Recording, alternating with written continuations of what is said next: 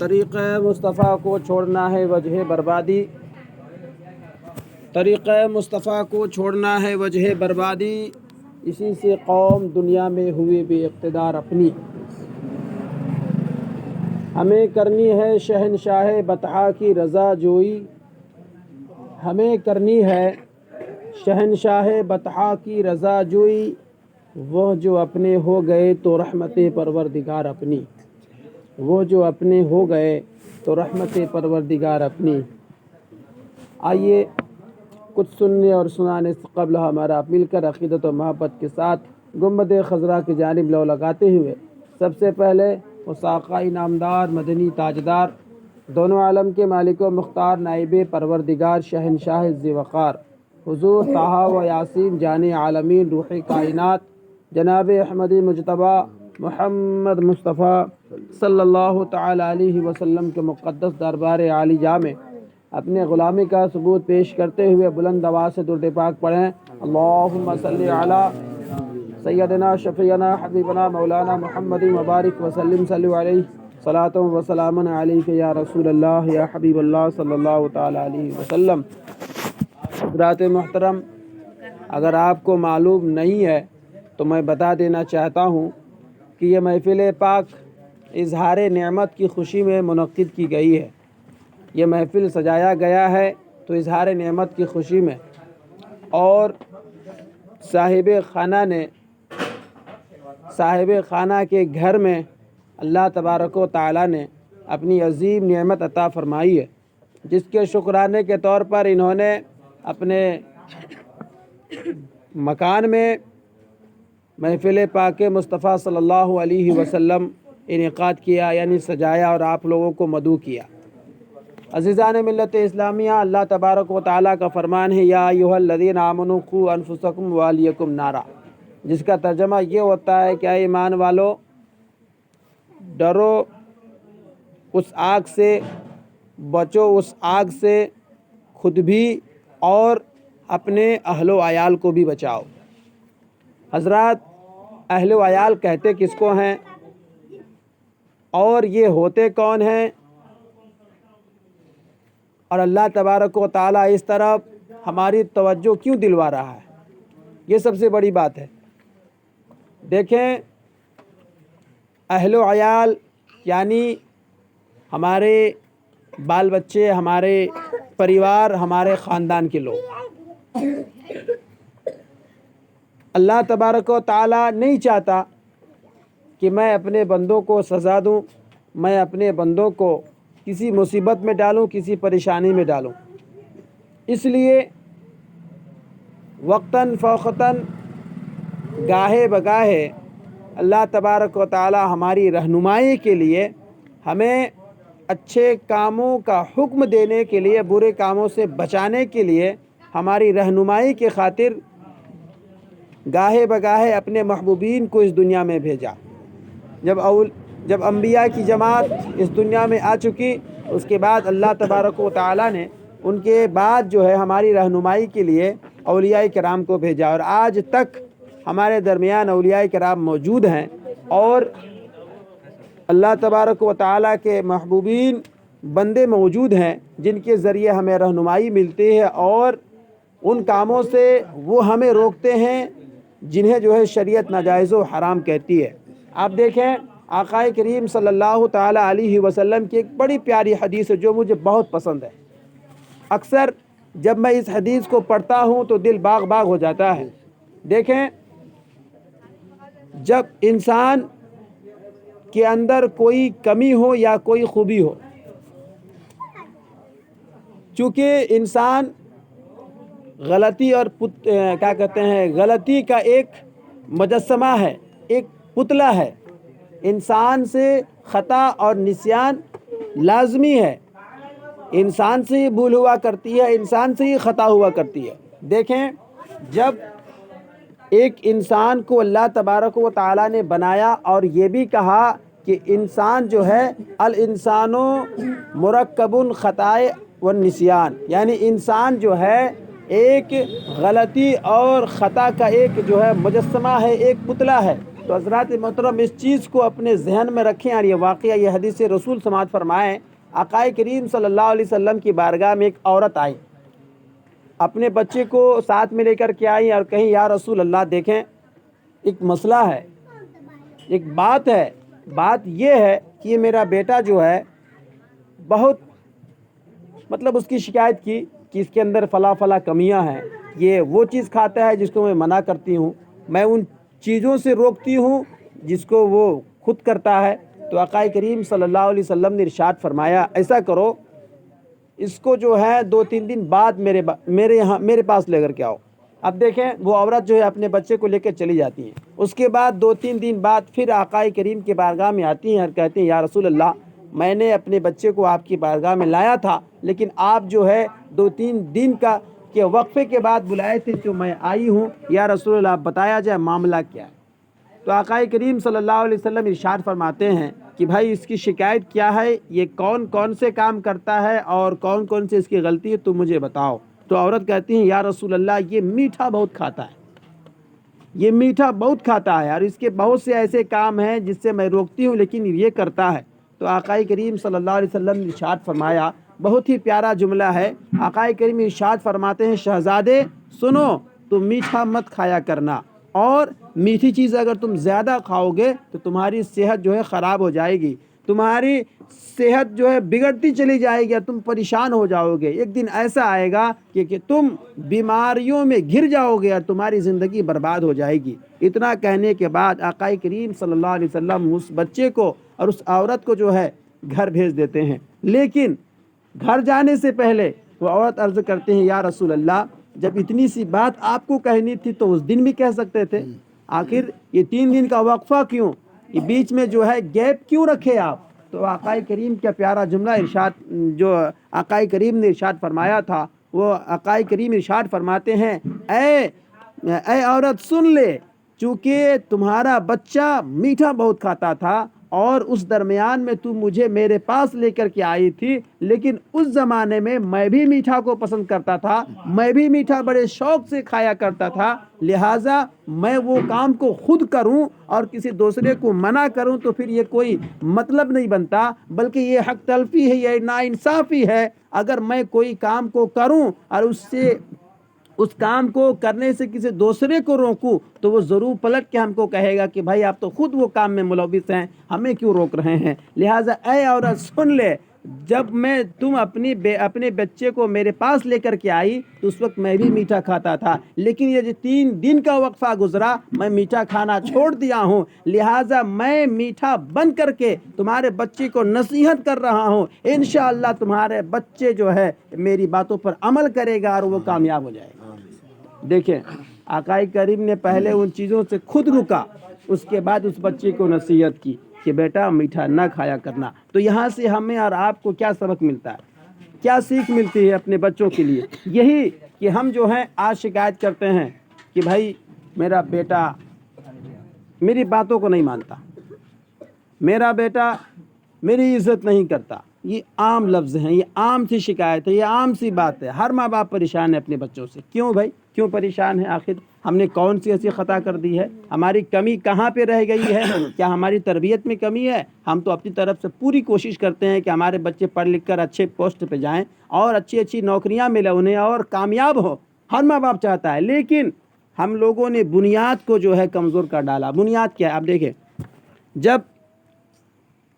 اللہ تبارک و تعالیٰ جو ہے اپنی قدرت کاملہ سے جب کسی عورت کے جو ہے شکم میں اس بچے کو جو ہے منتقل کرتا ہے باپ کے ذریعے، تو دیکھیں اس وقت ماں کو چند کام ایسے ہیں جو نہیں کرنا چاہیے اور چند چیزیں وہ ہے جس کو کرنا چاہیے۔ آپ دیکھیں ویسے عالم میں چونکہ ماں کے اوپر پوری ذمہ داری بنتی ہے کہ وہ اپنے آنے والے مہمان کے جو ہے اچھے طریقے سے سواگت کرے، اچھے طریقے سے اس کے جو ہے اسے خوش آمدید کرے، اور کس طریقے سے کرے؟ ہمارے اسلام میں ہماری تاریخ میں ایسے بھی بزرگان دین گزرے ہیں جن کی زندگی کو دیکھا جائے اور ان کی جو ہے اہلیہ کی زندگی یعنی ان کی وائف کی زندگی کو دیکھا جائے تو حضرات محترم ایسے ایسے واقعات ملیں گے کہ آپ جو ہے پڑھ کر حیران ہو جائیں گے اور کہیں گے کہ یقیناً بچے کی پرورش میں سب سے زیادہ ماں کا دخل ہے، اور اس زمانے کا دخل ہے جب وہ حاملہ ہوتی ہے، یعنی بچے جب اس کی ماں کے پیٹ میں ہوتے ہیں اس وقت اگر ماں جو ہے چند غلطیاں نہ کریں تو قسم باخدا میں پورے دعوے کے ساتھ کہتا ہوں کہ اگر اس سے ویسے عالم میں ماں اگر کوئی غلطی نہ کریں تو انشاءاللہ وہ بچہ جب اس دنیا میں آئے گا اپنی آنکھوں کو کھولے گا اور اپنی آنکھوں کے سامنے اپنے ماں باپ کو صراط مستقیم پہ جو ہے چلتے ہوئے دیکھے گا تو میں دعوے کے ساتھ کہتا ہوں کہ وہ بچہ جو ہے تمام برائیوں سے رکتا ہوا نظر آئے گا اور اپنے ماں باپ کے نام کو روشن کرتا ہوا نظر آئے گا۔ غلطی کیا ہوتی ہے؟ سب سے پہلی غلطی تو یہ ہوتی ہے کہ جب ماں جو ہے حمل سے ہوتی ہے اس وقت سب سے بڑی غلطی کہ نماز کی پابندی نہیں ہوتی ہے۔ حدیث پاک ہے کہ ایک ماں اگر ایسے ہی نارمل زندگی میں یعنی جب وہ حمل سے نہیں ہے اس وقت اگر وہ نماز ادا کر رہی ہیں اور اس وقت وہ مکمل نماز ادا کر رہی ہیں اور اس کے بعد جب وہ حمل سے ہے اس وقت وہ 2 رکعت نماز ادا کر رہی ہیں تو آقا کریم ارشاد فرماتے ہیں اس نماز سے بہتر وہ نماز ہے جو وہ حمل کے دوران ادا کر رہی ہیں۔ تو اس سے بچے کے زندگی میں بچے کے دماغ میں بہت بڑا اثر پڑتا ہے اور وہ بچہ جو ہے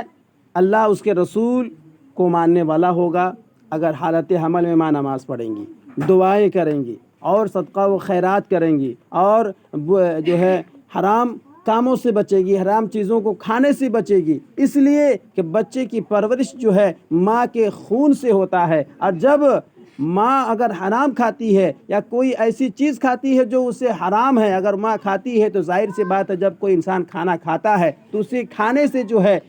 خون بنتا ہے اور اس خون سے اس بچے کی پرورش ہوگی تو آپ اندازہ کر سکتے ہیں کہ جس بچے کی پرورش جو ہے حرام کے لقمے کے خون سے ہوا ہو وہ بچہ آپ کا بات کیسے مانے گا؟ سوال ہی پیدا نہیں ہوتا ہے، کسی حال میں نہیں ہوگا کہ وہ بچہ آپ کا بات مانے، بلکہ آپ جو کہیں گے اس کا خلاف کرے گا۔ اب دیکھیں ایک انسان بڑی محنت و مشقت کے بعد جو ہے کھیتی کرتا ہے، اپنے باغیچے میں اگر وہ باغبانی کرتا ہے تو طرح طرح کے درخت لگاتا ہے، چاہے وہ پھل کی شکل میں ہو یا میوے کی شکل میں ہو، تو جب سیزن میں اس کے جڑ پہ پانی نہ دیا جائے، چھڑکاؤ نہ کیا جائے، جب اس پہ کوئی بیماری لگے اس کو دوا نہ کی جائے تو درخت خراب ہو جائے گا اور وہ درخت جو ہے ہمیں اچھے طریقے سے اچھا پھل نہیں دے گا، اور جب وہ پھل بھی دے گا تو پھل جو ہے ٹیڑھا میڑھا ہوگا، اس میں بہت سارے نقص پیدا ہو جائیں گے، اور جب اس پھل کو آپ جو ہے مارکیٹ میں بیچیں گے تو آپ کو اچھا منافع نہیں ملے گا، آپ کو اچھی رقم نہیں ملے گی۔ اسی طریقے سے آپ سمجھ لیں کہ ایک آپ کا بچہ جب اس دنیا میں آتا ہے ذمہ داری آپ کی ہے کہ آپ اسے اچھی طریقے سے سینچیں، اس کی زندگی کے ایک ایک لمحے کو سینچیں اور اچھی تربیت کریں۔ دیکھیں اکثر غلطی یہ ہوتی ہے کہ جب بچہ چھوٹا ہوتا ہے کوئی غلطی ہو جاتی ہے اس سے تو ماں باپ جو ہے کہتے ہیں بھائی ابھی بچہ میرا چھوٹا ہے، بچہ میرا ابھی چھوٹا ہے، جب بڑا ہو جائے گا تو خود بخود رک جائے گا۔ ایسا ہے ہی نہیں ہے، ایسا کوئی قانون ہی نہیں ہے کہ ایک بچہ چھوٹے میں جو غلطی کرے تو بڑے ہو کر نہ کرے، بڑے ہو کر اس غلطی کو نہ کرے، ایسا کوئی قانون نہیں، بلکہ ہوتا تو یہ ہے کہ ایک بچہ جب بچپنے کے عالم میں چونکہ اس کا ذہن بالکل سادہ ہوتا ہے، ویسے عالم میں اپنی آنکھوں سے جس چیز کو دیکھتا ہے، جس کام کو کرتے ہوئے دیکھتا ہے اپنے والدین کو، وہ چاہتا ہے کہ میں بھی اس کام کو کروں، ہوتا ہے ایسا ہوتا ہے کہ ماں باپ جس کام کی طرف زیادہ توجہ دیتے ہیں وہ ننھا منھا بچہ بھی اس کام کی طرف زیادہ توجہ دینے کی کوشش کرتا ہے۔ تو لہٰذا میرا ایک مشورہ آپ سے ہے کہ آپ حضرات جو ہیں اپنے بچے کو اچھی تربیت دیں، اور سب سے بڑی بات تو یہ ہے کہ دینی تعلیم ضرور دیں۔ اسلام یہ نہیں کہتا کہ اپنے بچوں کو جو ہے دینی تعلیم ہی دو اور دنیاوی تعلیم نہ دو، نہ، اللہ کے نبی نے ایسا ہرگز نہیں فرمایا۔ اللہ کے نبی نے کہا کہ پہلے اپنے بچوں کو دینی تعلیم دو، بعد ہو آپ دنیاوی تعلیم دو، کوئی روک ٹوک نہیں۔ لیکن یہ بھی ضروری نہیں ہے کہ آپ اپنے بچوں کو آپ جو ہے عالم دین بنائیں یا حافظ قرآن بنائیں۔ اگر آپ کی خواہش نہیں ہے تو اتنی تعلیم ضرور دیجیے اپنے بچے کو کہ آپ کے بچے جو ہے اپنے ضروریات کے مسائل ان کتابوں سے اخذ کر کے نکال سکیں اور اپنی زندگی کو سدھار سکیں، اپنے بچوں کی تربیت کر سکیں۔ ظاہر سی بات ہے جب ماں باپ کو ہی نہیں آئے گا پڑھنا، ماں باپ ہی مسئلے سے واقفیت نہیں ہوں گے تو پھر آپ کے بچے کہاں سے ہوں گے؟ آپ کے بچے کہاں سے ان باتوں پر عمل کریں گے؟ آپ کے بچے ان مسئلے کو کیسے سیکھیں گے؟ زندگی گزارنے کے لیے شریعت اسلام کے اندر جو ہے کچھ اصول ہیں، کچھ طریقے ہیں جس کو اپنانا پڑتا ہے، جس کو سیکھنا پڑتا ہے۔ آپ دیکھیے اگر کوئی بچے کسی ماں باپ کو غسل کرنے کا طریقہ نہیں معلوم، کھانے کا طریقہ نہیں معلوم، بڑوں سے کس طرح سے گفتگو کی جائے وہ طریقہ نہیں معلوم، سماج میں بیٹھ کر کیسی بات بولا جائے جو آپ کی باتوں کو سب کوئی پسند کرے، وہ طریقہ نہیں معلوم، یہ طریقہ کہاں سے ملے گا؟ ہمیں گھر سے ملے گا۔ تو والدین کو چاہیے کہ اپنے بچوں کو بٹھائیں اپنے سامنے، تھوڑی دیر ہی صحیح، 5 منٹ ہی صحیح، 10 منٹ ہی صحیح، لیکن روزانہ کا یہ معمول بنا لیں کہ اپنے بچے کو کچھ نہ کچھ نصیحت ضرور کریں، اپنی زندگی سے متعلق وہ باتیں بتائیں جو آپ کی زندگی میں گزر چکی ہوں، آپ کی زندگی میں جو ہے وہ باتیں آپ ان باتوں کو محسوس کر رہے ہوں، ان باتوں کو ضرور بتائیں کہ بیٹا دیکھو میری زندگی میں یہ مشکلات آئی، یہ پریشانیاں آئی، لیکن میں تمام پریشانیوں کو دور ہٹاتے ہوئے تمہاری پرورش کیا۔ کیوں کیا؟ اس لیے کیا کہ تم ایک اچھا انسان بنو، تم ایک اچھا انسان بنتے ہوئے سماج میں میرا نام روشن کرو، اور سماج میں میرا نام تو روشن کرو گے ہی، دنیا میں بھی میرا نام روشن کرو، اور کل میدان محشر میں بھی میرا نام روشن کرو۔ ہر ماں باپ کی خواہش ہوتی ہے، لیکن آج ایسا نہیں ہو رہا ہے۔ آج ان باتوں سے ہم دور ہیں، آج ان چیزوں سے ہم دور ہیں۔ نتیجہ کیا ہے کہ ہم ہر میدان میں جو ہے پیچھے ہیں، ہر میدان میں ناکامیاب ہیں۔ بھائی ناکامیاب ہوئے بھی کیسے نہ؟ ہمارا ایک بھی عمل ایسا بتائیں جو شریعت کے دائرے میں ہے، ایک بھی عمل نہیں ہے۔ بڑی افسوس کی بات ہے، بڑی افسوس کی بات ہے کہ ہمارا ایک بھی عمل